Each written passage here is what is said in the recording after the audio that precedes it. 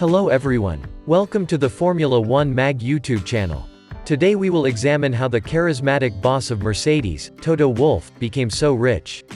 Toto Wolff is not only a team boss, but also a very successful businessman. He is so successful that his fortune is $540 million. So how did Toto Wolff get so rich? Did he reach $500 million fortune just because of his team principality? Today we will tell you how Toto Wolff gained this fortune and through what ways he reached his present position. Most of us now know that Toto is a kind-hearted and occasionally aggressive team manager, but underneath the surface, he's incredibly smart and accountable. In this respect, it has enabled Mercedes to achieve great things in the last few years. Formula 1 pays you very well as you win.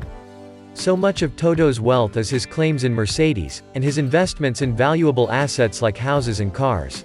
In addition, it should not be overlooked that the world's largest 500 companies make investments of $140 million and his annual salary of $26 million, excluding bonuses. So how did the average $500 million wealth come about? How did it get to this point? What did he experience? What did he give up? Where do you think the hard work and the risk-taking are in that? Let's move from the early life of Toto Wolff to his present position. Christian Wolff, with his full name, was born in Vienna in January 1972, into a relatively poor family. When Toto was 8 years old, his father was diagnosed with brain cancer and passed away just a few years later. Clearly, this loss has had a dramatic impact on his family emotionally and financially. So Toto was taken out of private school when he was only 12 years old and had to complete his education until the age of 18 in public school. Such traumas negatively affect a young child, but Toto is highly motivated for success. His eyes were black. After his father's death, he tried some entrepreneurial activities. He started his first business in the early 90s selling candles at the anti-racist protests in Vienna, a very niche market. Not bad at all, sold a few 100 candles. He was distributing flyers in an interesting outfit in front of an electronics store while continuing to sell candles. Later, when he was asked about this work experience, he said that it was the worst job in my life, and he referred to those days. He discovered motorsport at the age of 17. On the way back from Amsterdam with their friends, they passed the Nürburgring, and at that moment the spark that would set their passion in motion exploded. He returned home, sold his car and bought an Ibiza, modified it, and Austria started to compete in the German Formula Ford series, but without much success. These failures were just before he went to the Nürburgring for the 24-hour race in 1994 and had his first taste of success with first place in his category. It is possible that Toto will be a Formula 1 driver in the future, but when he crashed in Monaco in 1994, Kraver-Linger, Toto's main sponsor, withdrew from sports, causing Toto to give up on his dreams. The realities of life had taken precedence over their ideals this time. He decided to turn to trade again. While he was living between the trade and motorsports dilemma, he was missing from his education. He went to the University of Vienna to complete his undergraduate degree in economics. He dropped out of university when he had the opportunity to do an internship at an investment bank in Warsaw. After a few years at the bank, he took a full-time job as a salesman for an Austrian steel company, but his passion for entrepreneurship had taken over him once. He was very focused on his goal. Instead of striving for the dreams of others, he had to follow his own dreams. As a sales representative, he took advantage of the opportunity to start his own business. In those days, the tech industry was on the rise. Toto went to San Francisco to evaluate it. During his time, he invested in various startups just as the technology trend was booming, thus making a large amount of money. He was going to use his money to start his own venture capital, as any good business person would. He named this company March 15. He was investing in various technology companies around the world and multiplying his money rapidly. As you can imagine, his company has grown tremendously during this time. And this gave him the opportunity to start a new venture capital firm, which he named March 16 in March 2004. It was time to combine his passion for time with his work. We said that Toto had given up on his racing driver dreams due to financial inadequacies, but after the San Francisco days, that was definitely not the case. The technology industry was offering more attractive opportunities day by day, increasing its popularity. A few years later, there was a distribution crisis. The distribution crisis, in its simplest form, caused the price of technology companies to drop drastically. For Toto, which was affected by this crisis, it was time to invest in motorsports. 1'S company was the delegation whose first investment took 49% of the shares. He ensured that they use Mercedes vehicles from the DTM Championship and made the company offered to investors on the Frankfurt Stock Exchange in 2007. This investment was one of the turning points of his life. This is how he met his future wife, Susie. Susie was also a racing driver who appeared in the DTM. During this time, he invested not only in companies involved in motorsports, but also in pilots. He was also investing in drivers with the help of legendary Finnish pilot Mika Häkkinen. He supported various young talents in the mid-2000s but was not yet at its peak. Toto Wolff was not satisfied because he was not at the top. The businessman impulse did not leave him alone. 2009, the phone call that would change Toto Wolff's life came from Williams F1 team boss and founder Frank Williams. Frank Williams asked him if he wanted to buy shares in the team. Toto's life was about to change completely.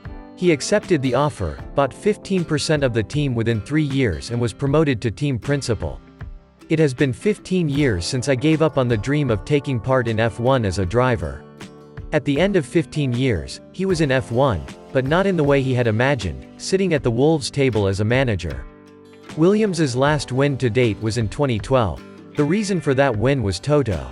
He got what he wanted, albeit a little hard. Was it your turn to be the best? Those days are perhaps closer than even Toto expected. The event that will change his life will begin with a phone call. In the summer of 2012, Toto bought that phone from Mercedes. More precisely, Wolfgang Bernhard, chairman of the Daimler Group, was on the other end of the phone. He asked Toto to be team principal. Of course, he was offered some shares to buy from the team. Wolfgang Bernhard, Toto Wolff and legendary F1 driver Niki Lauda had a meeting. As a result of this meeting, the distribution of shares would be as follows. Toto's share was 30%, the Daimler Group's share was 60% and Niki Lauda's share was 10%. In our video about the budgets of the teams, we said that Daimler transfers funds directly to Mercedes every season. I think now the reason is better understood. While Toto was in charge of the team for 9 seasons, he won the Constructors' Championship 8 times and the Pilots' Championship 7 times. The podium rate is 80% and the winning rate is around 60%. It was a tremendous success, and the chief architect of that success was none other than passionate investor and businessman Toto Wolff. After the death of Niki Lauda in 2020, Ineos showed interest in the team. Thus, Toto's share increased to 33%. In other words, 1/3 of the Mercedes team currently belongs to Toto Wolff. Let's see how much he earned in 2021. In addition to his annual salary of $26 million, he received a bonus of $10 million. When we add the team's championship and the bonus of $200,000 per podium achieved in 10 seasons, this amount equals to $56 million. Earned a total of $416 million. He pocketed roughly $300 million during his time at Mercedes. Toto means Mercedes, Mercedes means Toto. There were speculations about whether Toto will stay with Mercedes in 2020. Toto has put an end to these speculations and confirmed that it will remain Mercedes in the near future. So far, we've covered Toto's career. So what made Toto such a good manager? How did he achieve success? What were the leadership traits that allowed him to achieve so much and earn so much in return? First of all, Toto is a total winner. 3 main principles reinforced this dominance of this sport more than anyone before him. Puts empathy instead of engineering first, and values the importance of relationships rather than individual abilities. To be realistic, even if you have the most talented engineers on the grid, you can't make them a team. In a sport like F1, where the strong easily crush the weak, all your efforts will go in vain. Strongly supports diversity in the background team.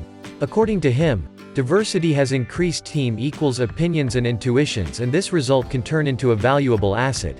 Finally, Toto pays great attention to detail, and he wants his team to be like that. When he joins Mercedes, he goes to the reception at headquarters and realizes that there are old newspapers on the tables and dirty coffee mugs around. And it immediately restores order. He was a team like no other and instilled culture in the team he was the boss of. This is how he amassed his net worth of $540 million in his lifetime. Toto became one of the inspiring figures not only in the world of motorsports but also in the business world. In 2022, Mercedes had its worst season in its history. The champion driver finished the season in the middle rank. His young talent Mr. Saturday charted a rising trend, but it was against Mercedes codes. Mercedes is always at the top and has to play the top.